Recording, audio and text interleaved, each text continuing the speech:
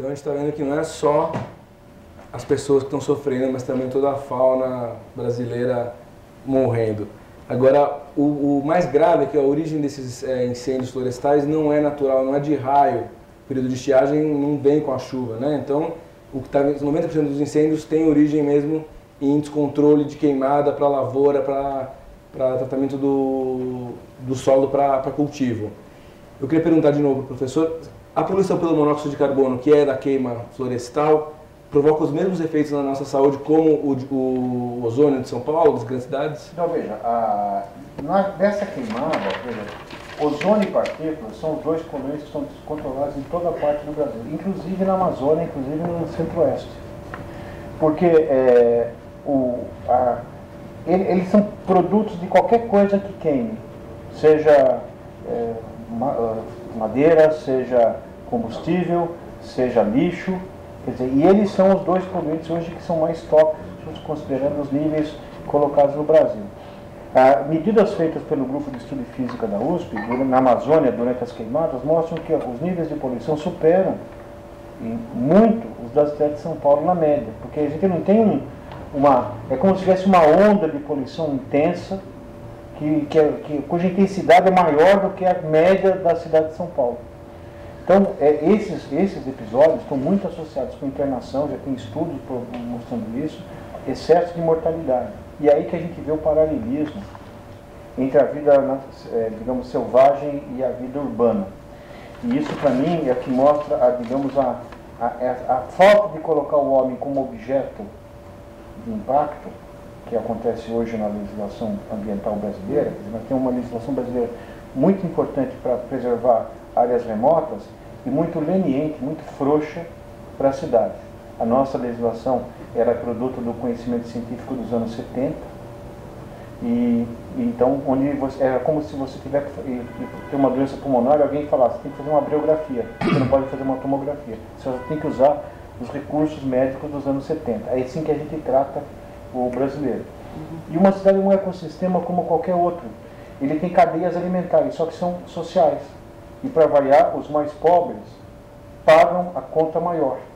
São os mais pobres que vão morar em áreas que vão desbarrancar nas chuvas, são aqueles que têm que entrar com água até o joelho para salvar o que não pode perder pela inundação, são eles que vão pegar leptospirose e hepatite nesses episódios, são aqueles que estão no ponto de ônibus recebendo uma dose maior de poluição do que aqueles que estão nos carros com ar-condicionado e vidros fechados, são eles também que vão estar vivendo em regiões sem cobertura vegetal, com maior calor e menor umidade relativa.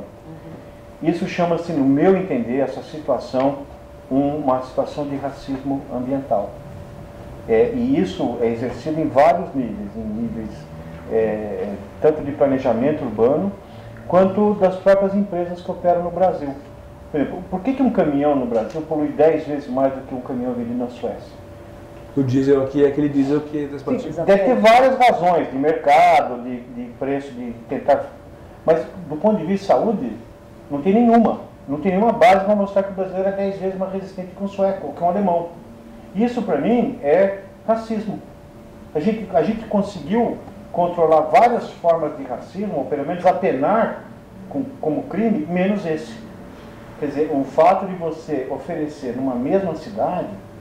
maiores riscos da população mais pobre.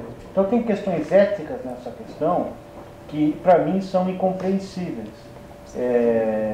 Porque nós estamos discutindo mercado e pagando em troca saúde e excesso de mortes, principalmente dos mais frágeis.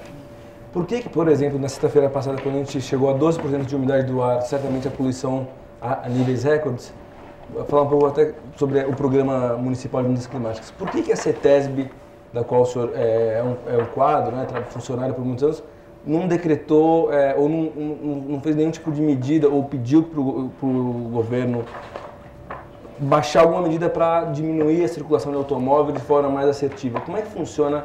Deixa eu só aproveitar para encaixar com essa sua pergunta. A pergunta do R. Mascari, Rodrigo Mascarinhas, diz o seguinte: as queimadas criminosas são geradas muitas das vezes para os pecuaristas ganharem mais pastos? Bom, essa questão dos pecuaristas podemos responder em um momento. Mas, evidentemente, a qualidade do ar é monitorada pela CETESB e faz com bastante competência. No caso específico, existem procedimentos que devem ser respeitados. Evidentemente, do meu ponto de vista, a gente deveria ter avançado em algumas questões fundamentais. Entre elas, na realidade, buscar uma forma de reduzir drasticamente o acesso à região metropolitana de toda forma de veículos, principalmente nos horários entre 10 e 16 horas, que é o horário mais intenso de formação do ozônio. Ou seja, nós precisamos ter uma outra cultura. O fundamental não é só os números, nós precisamos buscar novos comportamentos, novas formas de conviver numa cidade. A cidade não comporta mais esse intenso uso do ar, esse intenso uso das ruas pavimentadas, porque todas as configurações estão mostrando que a cidade, como está sendo usada, ela está se tornando uma forma de nos acondenar a nós mesmos. E como isso acontece? Não só o professor Saldiva já apontou de que as populações mais pobres são as que são submetidas a esse risco, como também há outros aspectos que estão ocorrendo nesse uso, nesse consumo absurdo do espaço e da qualidade do ar, e que estão afetando a nossa saúde. Tem uma pergunta aqui do Felipe, e ele está perguntando exatamente isso. Existe uma possibilidade, ou já existem alternativas palpáveis para diminuir essa população na cidade? Como é que a gente faz? Restringir a população? Não, a poluição. A poluição, sim. Existem 3 medidas. Um estado de atenção, estado de alerta e de emergência. Essas 3 medidas deveriam, na minha opinião, ter sido pelo menos consideradas para, pelo menos, envolver a população e tomar consciência. Nenhuma dessas medidas foram tomadas. De atenção ela oscilou entre atenção e alerta várias vezes esses últimos tempos. Aí que eu não consigo entender que atenção e alerta é esse, porque se tem gente que se lotou os hospitais, aumentou 20% a mortalidade, esse é o ponto, número grande. Ter algo concreto. O que você precisa esperar para isso? Eu tenho uma hipótese para isso. Quando você tem a Defesa Civil, ela está mais preparada para cuidar de alagamentos e deslizamentos de serra, porque as intervenções são locais. Você sabe onde vai acontecer, você já tem mapeado esses pontos, você faz uma intervenção local. Quando você vai falar de poluição do ar, a intervenção é sistêmica e a cidade não tem um plano B.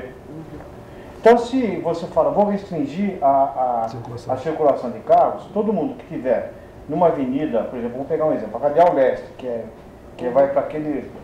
É nós, mano, é o paulistano que vai lá. Se resolver falar, vou parar, deixar meu carro e vou para o metrô não comporta, ele já não comporta. Você não tem uma contrapartida para esse cidadão.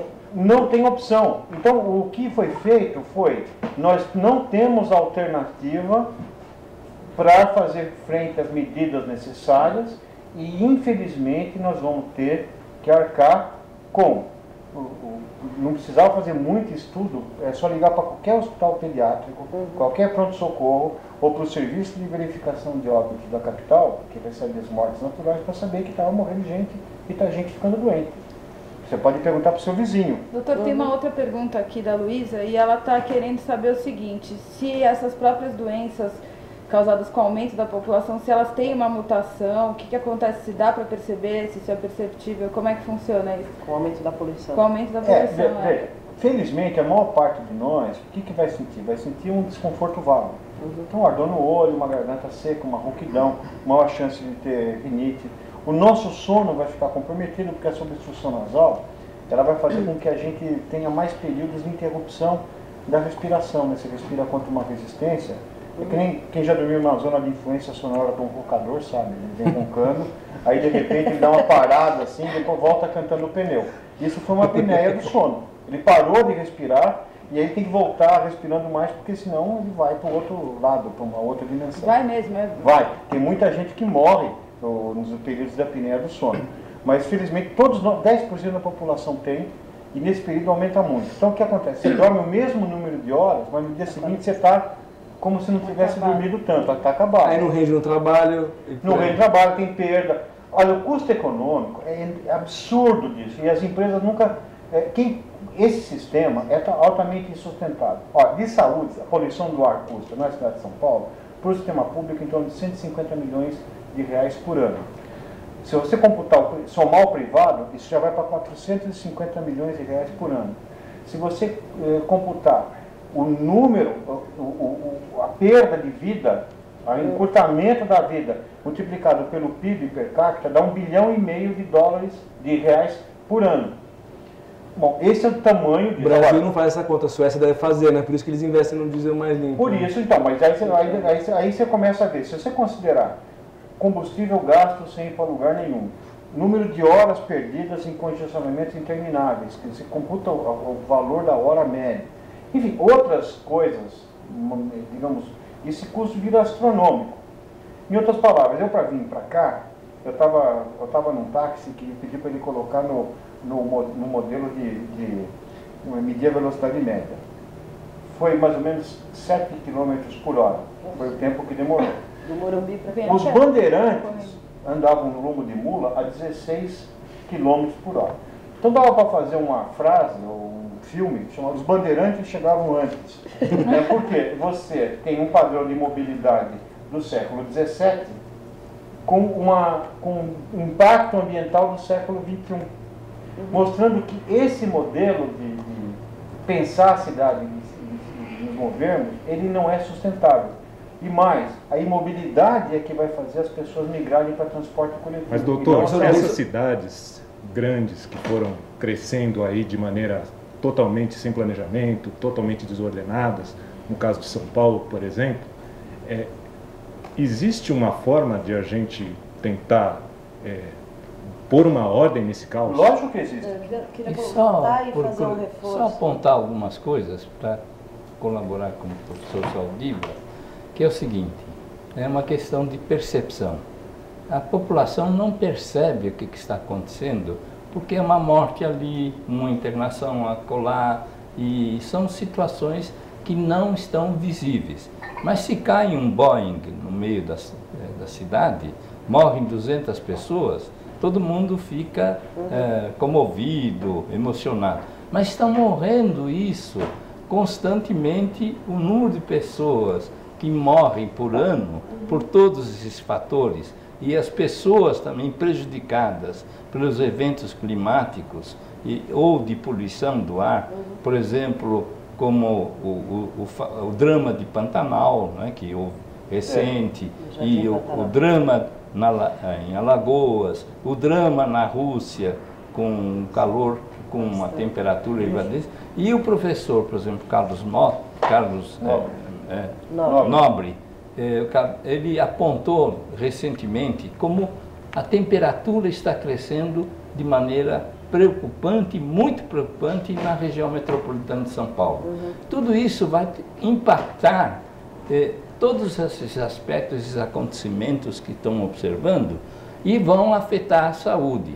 Ontem, por exemplo, houve um seminário em que um professor americano apontou com muita pertinência também uma questão fundamental. Tem um ex-aluno que escreveu uma tese que diz: a classe média vai ao paraíso, de automóvel. Então, nós estamos absolutamente fascinados por esse instrumento de transporte. Mas ainda, cada será vez, que a gente deixa eu só fazer cada vez mais, nós não conseguimos nos desligar desse modelo. Então, só para tentar concluir a frase, o que é importante observar nisso é que precisamos mudar esse comportamento. E esse comportamento vai exigir uma nova cidade, uma nova concepção. E é isto que a grande dificuldade é como instrumentar isso, né? como fazer isso acontecer. Os setores econômicos têm uma responsabilidade muito grande em colaborar nessa questão. Há uma vulnerabilidade econômica fundamental que pode levar a um impacto de crise se esse modelo de consumo continuar ocorrendo do mesmo jeito.